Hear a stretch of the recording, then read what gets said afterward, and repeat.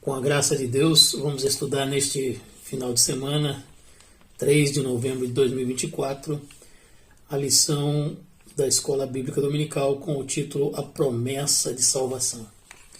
Uma das maiores promessas que nós poderíamos encontrar na Bíblia é a promessa de salvação.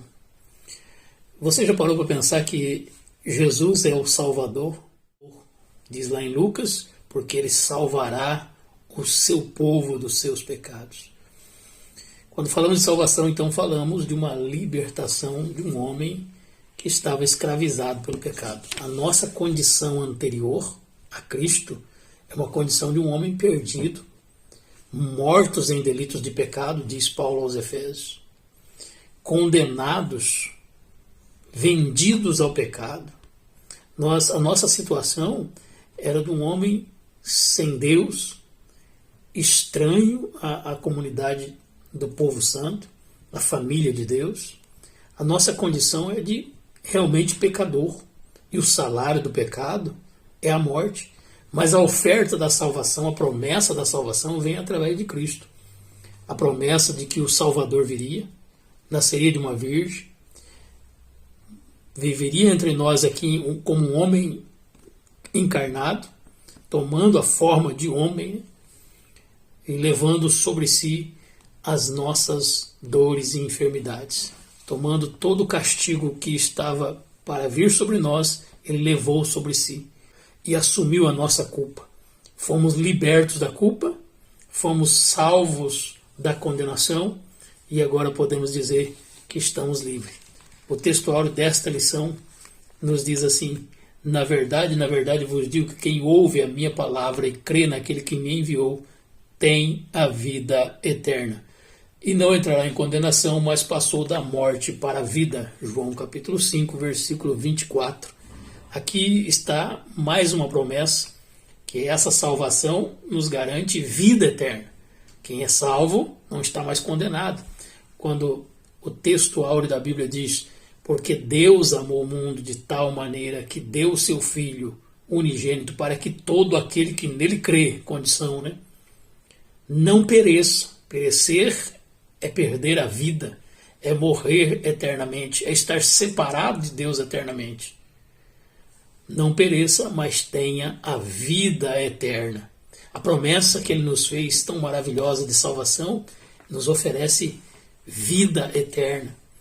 Essa é a promessa que ele nos fez, 1 João 2,25, a promessa de vida eterna. Essa maravilhosa salvação nos alcançou.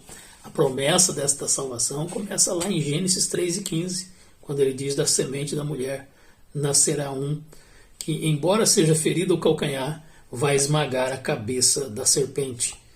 Quando se fala em ferir o calcanhar, fala-se de um ataque por trás, vai ser traído, vai derramar sangue, mas é através desse sangue derramado será a remissão dos nossos pecados, porque sem derramamento de sangue não há remissão.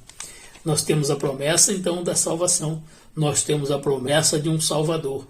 E quando nós recebemos esse Salvador, nós temos, então, a redenção.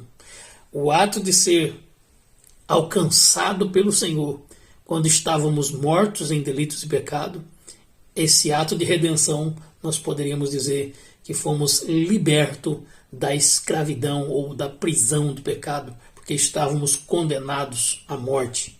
Mas agora ele nos comprou, nos tirou do mercado de escravo, nos libertou, estamos livres. Com o ato da redenção, com a morte e ressurreição de Cristo, nós fomos libertos da prisão do pecado. Mas não parou por aí. As bênçãos de Deus são maiores, porque com a nossa redenção, quando fomos resgatados, já não estando mais escravo, agora nós fomos justificados. Ser justo é mudança de posição. Agora não somos mais olhados como pecadores, mas como justos, porque Ele nos justifica. Nós somos agora, em Romanos capítulo 5, verso 1 e 2, fala sobre esta justificação. Quando estamos justificados, temos paz com Deus. Agora não há mais separação entre nós e o nosso Deus, porque fomos declarados justos. Na justificação, na redenção, justificação, nós temos mais um aspecto da salvação, que é a regeneração. Ou seja, ser regenerado é ser nascido de novo. Aquela criatura velha que morreu com a queda do homem, com o pecado, agora está vivo em uma nova vida. Quem está em Cristo, nova criatura é. Um novo nascimento aconteceu, foi operado pela própria ação de Deus em nós, quando Ele nos perdoou, nos libertou do pecado e nos transformou agora em uma nova vida. Somos nascidos de novo. Temos um outro aspecto da salvação, que é a santificação. Nesse mesmo ato de redenção, nós também fomos não só justificados, como regenerados, mas fomos também santificados, declarados santos. Agora fomos salvos do poder do pecado. Na redenção fomos salvos da prisão do pecado. Na justificação fomos salvos da pena do pecado, declarado justo. E agora na santificação somos declarados salvos do poder do pecado. O pecado não tem mais domínio sobre nós. Romanos capítulo 6, verso 14, fala que o pecado não tem mais domínio sobre vós. Porque agora já não está mais debaixo da lei, mas debaixo da graça. Que Ele nos alcançou por sua graça sois salvos por meio da fé. Cremos no Evangelho que nos foi anunciado, obedecemos a sua voz, entregamos a nossa vida e fomos realmente resgatados pelo Senhor, justificado, regenerado e santificado. A santificação ela tem dois momentos, que é o ato da santificação na nossa redenção.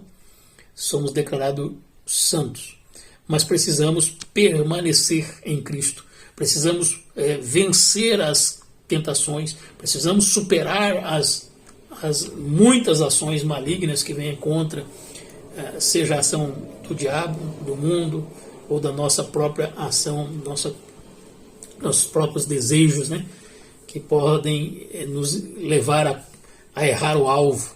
Então, o processo de santificação ele continua. Então, existe uma santificação posicional, a primeira, nos declarando santo, mas existe uma santificação progressiva, dia a dia, buscando ser mais unido ao Senhor, afastando do profano e unindo-se ao santo, estando mais próximo de Deus, buscando a imagem do nosso Criador. E por fim, nós aguardamos nesta salvação a mais gloriosa das promessas, que é a promessa que o Senhor nos fez de vir nos buscar. A Bíblia diz lá em Hebreus capítulo 9, verso 28, que Ele voltará para buscar aqueles que o aguardam para a salvação.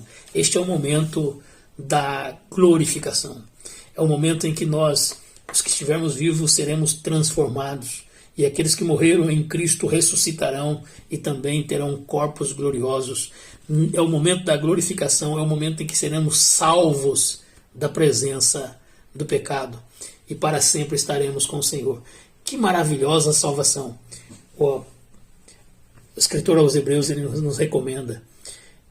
Convém atentar com muita diligência para as coisas que já temos ouvido, para que não nos desviemos desta salvação, que começou a ser anunciada pelo Senhor e confirmada por aqueles que a ouviram.